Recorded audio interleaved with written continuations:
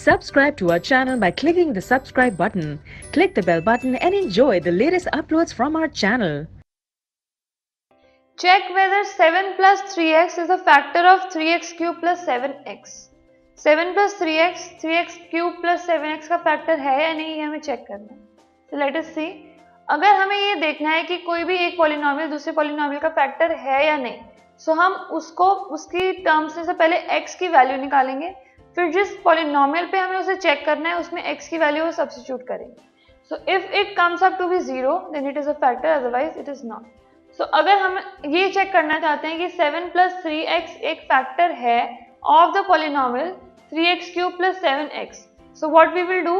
We will check p of minus 7 by 3. ठीक है, अगर ये वैल्यू 0 आ जाती है तो it is a polynomial, otherwise it is not. Fine. So p of minus 7 by 3 is 3 into minus 7 by 3 whole cube plus 7 into minus 7 by 3. Ultimately solve करने के बाद आया 3 into minus 343 upon 27 minus 49 upon 3, which is equal to minus 343 upon 9 minus 49 upon 3. 9 और 3 का LCM आया हमारे पास 9, which is again the numerator is minus 343 minus 147, which is equal to minus 490 upon 9, which is not equal to 0. So अगर 0 नहीं आया, so we will say that 7 plus 3x is not a factor of the polynomial px that is given to us.